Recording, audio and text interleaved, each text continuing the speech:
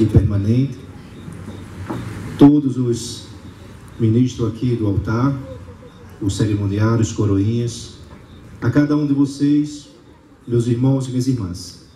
Então, é uma alegria para nós estarmos aqui nesta noite, para partilhar convosco deste momento tão sublime, que é o trezenário em preparação da festa de Santo Antônio. E uma das coisas que nos faz estar aqui é o quê? A fé. É a fé que nos faz estar aqui. Porque sem a fé nós não estaríamos aqui, sabia? Então Deus coloca no nosso coração o dom da fé e nos chama a cada dia como chamou Antônio. E daí a temática proposta para nós nesta noite de trezena: Santo Antônio, incansável pregador e professor. Uma das coisas, como o próprio Jesus disse, eu não vim fazer a minha vontade, mas vim fazer a vontade daquele que me enviou.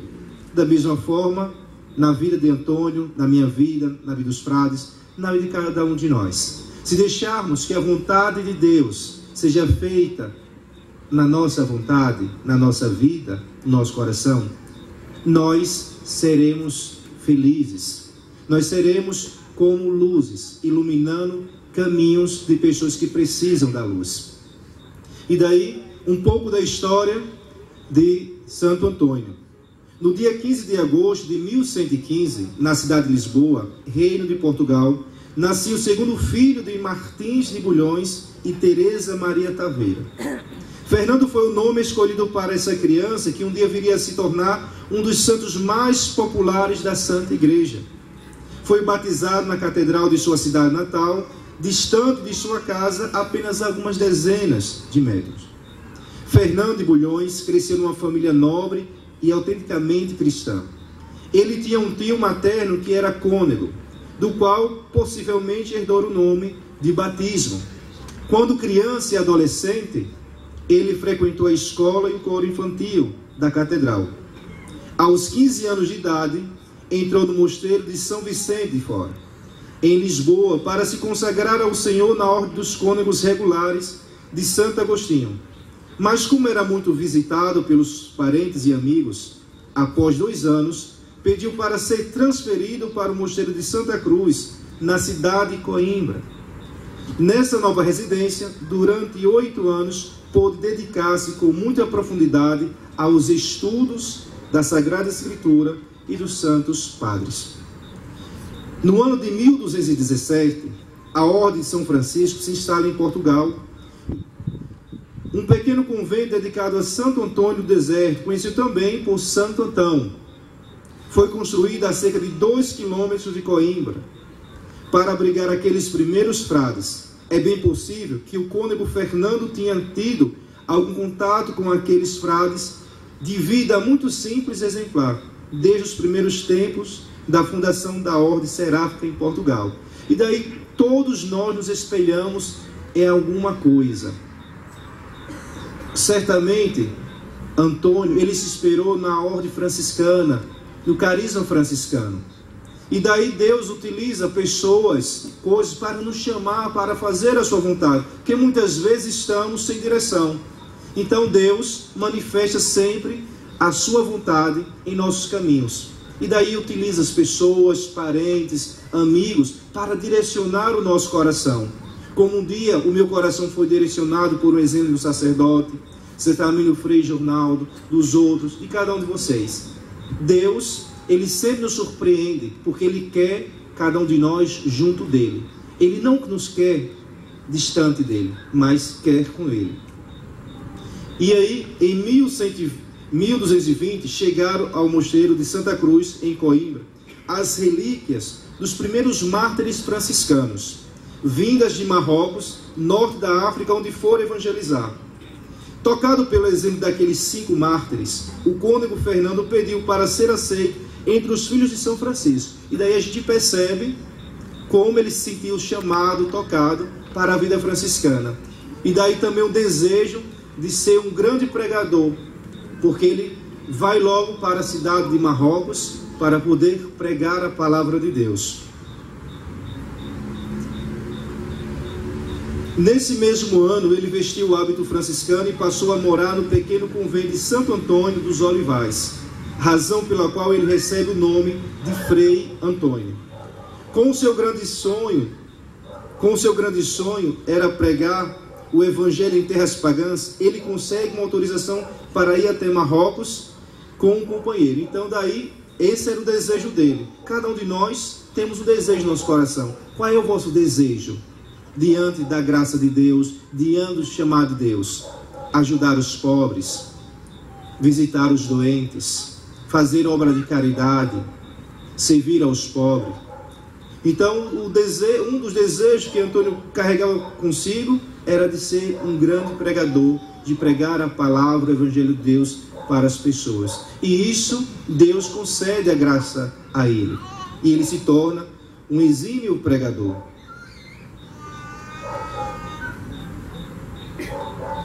Mas ao chegar naquelas terras africanas, adoeceu de tal modo que teve de voltar após alguns meses para a sua terra natal. Na viagem de volta, uma tempestade desviou seu navio para o sul da Itália.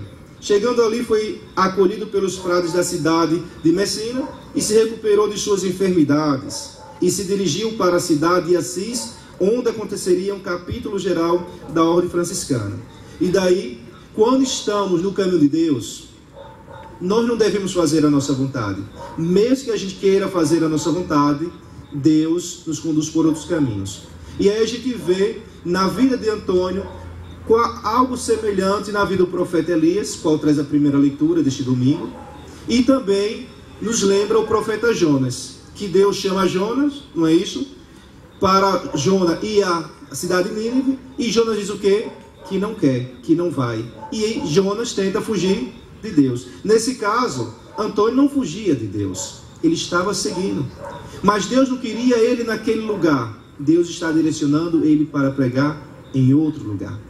E daí, Antônio ele segue a sua vocação, segue o seu caminho, sempre procurando corresponder ao chamado de Deus. Era no ano de 1221 e Santo Antônio iria se encontrar pela primeira vez com São Francisco. Chegaram frades de muitos lugares para o capítulo geral, mas Santo Antônio não os conhecia e nem era conhecido praticamente por nenhum deles. No final do capítulo, não tendo recebido nenhuma tarefa específica, Santo Antônio foi convidado por um provincial para ir morar no norte da Itália. E assim no convento de Monte Paolo, ele viveu na simplicidade e no anonimato, aproveitando a ocasião para dedicar-se mais intensamente à oração e à penitência. Em 1222, Santo Antônio foi convidado para um capítulo da cidade de Forli, durante o qual alguns frades seriam ordenados presbíteros pelo bispo daquela diocese. Estava ali também alguns frades da ordem de São Domingos, a ordem dos pregadores, ilustres pregadores do Evangelho. Na hora da refeição, o bispo pediu aos dominicanos que dirigissem algumas palavras aos convidados, mas todos se recusaram gentilmente. Então, como? Eles, dominicanos, a ordem dos pregadores, excelentes pregadores, então ele humildemente, eles não aceitaram dar uma palavra. Essa mesma atitude foi seguida pelos demais religiosos que se encontravam no recinto. Santo Antônio, o último a ser consultado, prontamente obedeceu com humildade. O sermão proferido, rico de referências bíblicas, foi tão ungido que comoveu o coração de todos os presentes. Aí a gente recorda da palavra de Deus no capítulo do livro do profeta Jeremias. No livro do profeta Jeremias, quando Deus chama Jeremias para ser profeta das nações, e ele diz: Senhor, eu não sei falar, sou apenas uma criança. Mas Deus diz: sou eu que vou falar, não é vós que falareis, mas sou eu. Então, com a humildade de Santo Antônio, ele se coloca à disposição e vai fazer aquilo que lhe pede. O sermão foi rico em referências bíblicas, foi tão ungido que comoveu o coração de todos os presentes. Estava descoberto um grande pregador. Quem diria que aquele frade tão simples e desconhecido, poucos anos depois, seria aclamado pelo Papa Gregório IX como a Arca do Testamento? A partir daquela data, Santo Antônio recebeu o encargo de pregar o Evangelho por toda a sua província. O desejo que ele tinha no seu coração estava se concretizando a cada passo de sua vida. Após a Páscoa de 1223, São Francisco, já tendo conhecimento da sabedoria de Santo Antônio, pediu-lhe para que ensinasse a sagrada teologia aos seus frades, na cidade de Bolonha. E daí um grande mestre da teologia. São Francisco, tendo conhecimento, então ele pede que ensine aos seus irmãos a palavra de Deus. E Santo Antônio, incansavelmente, ele vai se dedicar também aos ensinos da Sagrada Escritura aos seus irmãos franciscanos. Apesar das inúmeras atividades que ele tinha, mas ele procurava sempre também dedicar-se à missão de professor e de pregador. Não colocando dificuldade, mas sempre procurando corresponder à vontade de Deus. É um convite de cada um de nós, cristãos e cristãs, aqui reunidos em trezena de Santo Antônio. Que muitas vezes, para as coisas de Deus, nós colocamos tantas dificuldades, criamos tantas situações, e Deus nos chamando, e nós tardando ouvir o chamado de Deus. Então não tarde, mas procure escutar, e escutando, procure seguir. No ano seguinte, após um curto período de ensino, Santo Antônio foi enviado à França, onde permaneceu cerca de 2 anos. Sua atividade principal foi a pregação do Evangelho para a conversão dos hereges. E em 1225, na cidade de Toulouse, ele retoma por um tempo o seu ofício de professor de teologia. Depois da morte de São Francisco, ocorrida em outubro de 1226, Santo Antônio volta para a Itália para participar de um capítulo de toda a ordem franciscana. A partir de então, ele passa a ser o provincial da Romanha, região norte da Itália, na qual já tinha morado anteriormente e onde ficaria até o final de sua vida. Apesar das novas funções, ele permanece incansavelmente pregando o Evangelho de Cristo às multidões. No ano de 1227, ele entra pela primeira vez em Pádua, cidade tomada por uma guerra civil e dominada por vícios e heresias. Ele voltará diversas vezes a essa cidade para suas atividades missionárias, incansavelmente, obtendo grande êxito entre aquela gente. Mais adiante, em 1230, encontramos Santo Antônio em Roma diante do Papa Gregório IX, tratando de assuntos referentes à interpretação da regra de São Francisco, juntamente com outros frades da ordem. Nos últimos anos de sua vida, ele escreveu seus famosos sermões, destinados aos pregadores e professores de teologia. Ele escreveu sermões dominicais e sermões para as festividades dos santos, comentando os textos bíblicos apresentados pela liturgia com profunda sabedoria e piedade. No ano de 1231, aos 36 anos de idade, retirado no eremitério e abatido pela doença, ele percebe que a morte se aproxima e por isso pede para ser transportado imediatamente para Pádua. Tendo piorado bastante durante o trajeto, ele faleceu nas proximidades desta cidade, no lugar chamado Arcélia, no dia 13 de junho. Após algumas disputas entre os arcelanos e pauduanos, o seu corpo foi finalmente sepultado no convento franciscano de Pádua. Antes de completar um ano do seu falecimento, ele já estava canonizado pelo Papa Gregório IX, que o conhecera tão bem. Em 1263, 31 anos depois da canonização, São Boaventura, ministro-geral da Ordem Franciscana, mandou trasladar os restos mortais de Santo Antônio para a basílica construída em sua honra. E quando abriu o caixão, uma surpresa. Qual? A língua de Santo Antônio estava intacta e até hoje permanece intacta.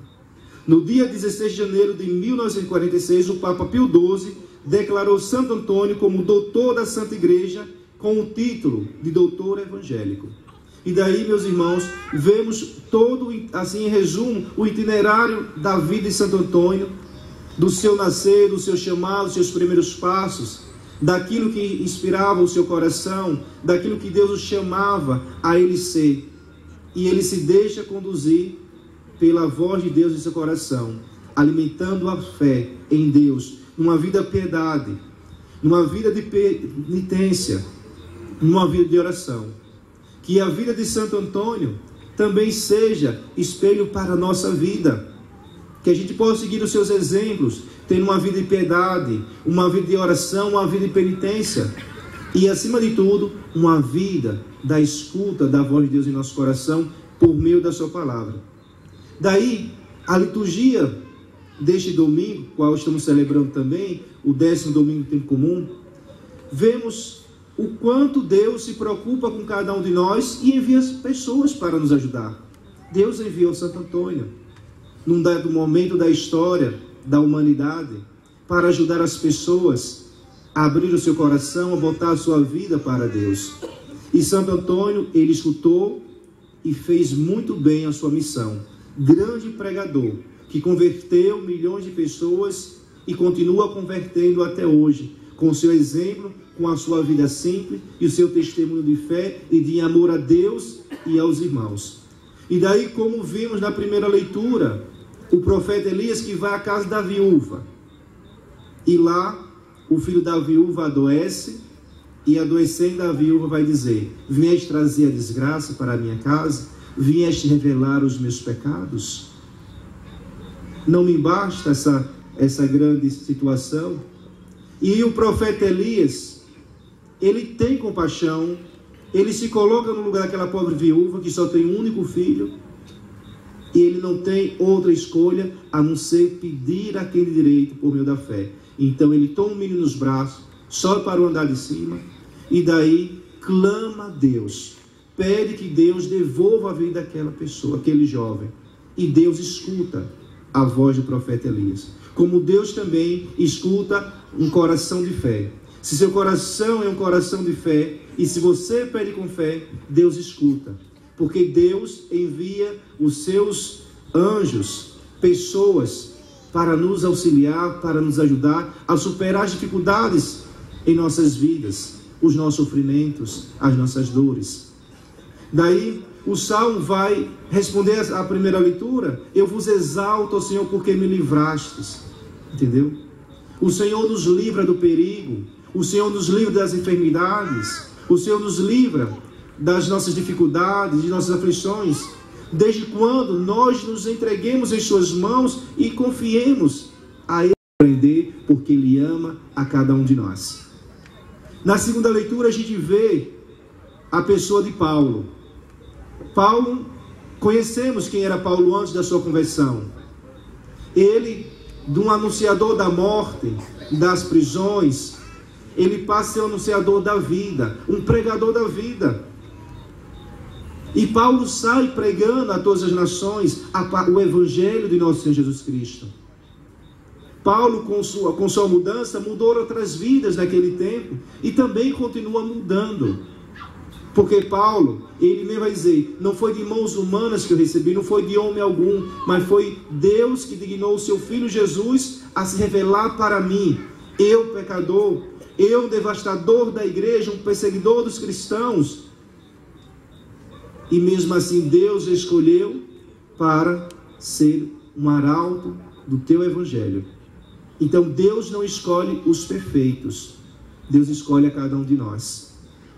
Deus não escolhe os melhores, Deus escolhe as pessoas humildes e simples, que são essas pessoas que conseguem compreender a palavra de Deus, que conseguem guardar em seu coração e seguir. E daí no evangelho, mais uma vez, coloca outra viúva em cena. O evangelista Lucas narra o momento do enterro do filho da viúva na cidade de Naim, onde Jesus, com seus discípulos e a multidão que o seguia, estava indo em direção àquela cidade. E daquela cidade estava saindo outra multidão num cortejo fúnebre. E daí Jesus vê aquela viúva chorando, desesperada. Jesus se aproxima. Ela não pede, mas Jesus se aproxima e diz para a mulher: não chores. Como ele diz para cada um de nós: não chores, seja forte, não tenha medo, tenha coragem, você pode vencer. Ele diz para cada um de nós nesta noite. Ele nos pede que sejamos mais no seu amor, na fé, na esperança, que não nos limitemos diante da dificuldade, mas saibamos que a força de Deus age em nossa vida, em nosso coração. Por isso devemos segui-lo, e segui-lo com confiança, porque Ele sempre nos ajuda. E Jesus enxuga as lágrimas daquela pobre viúva, como enxuga as nossas também. Quantas lágrimas você, mãe, você, pai, você até filho, já derramaram por qualquer situação, por percas, por tristezas, por decepções. E Deus enviou-lhe uma palavra amiga, por um irmão, por alguém conhecido, ou até mesmo pessoa desconhecida, ou até mesmo o momento que você chegou para ir à Santa Missa e lá o padre pregando, aquela palavra foi direcionada ao seu coração e Deus lhe devolveu a força que você precisava. Jesus, ele tem compaixão daquela pobre viúva. Depois ele toca no caixão e diz para aquele jovem que estava morto: jovem, eu te ordeno, levanta-te. O jovem imediatamente levantou e começou a falar. E Jesus entrega aquele jovem à sua mãe. E todos passaram a glorificar a Deus, a agradecer. Realmente, Deus enviou um profeta em nosso meio. Deus nos visitou. E daí a gente vê que desde o início de tudo, do princípio de tudo, Deus sempre vem enviando pessoas para ajudar os seus filhos. Porque Ele ama cada um de nós. Ele se coloca em nosso lugar. Como enviou, como trouxe ao mundo Antônio para ajudar naquele tempo e continua ajudando pela sua intercessão perante Deus, os seus filhos. Como enviou o seu próprio Filho Jesus, Ele continua enviando homens e mulheres para ajudar o seu povo, os seus filhos que tanto sofrem, que tanto padecem por tantos esses casos sociais que somos acometidos. Pela intercessão de Santo Antônio, peçamos que a graça de Deus esteja sempre em nossas vidas, a nos acompanhar, a nos guiar e a nos trazer sempre alegria em meio a tantas dores e dificuldades da vida. Que Deus nos abençoe.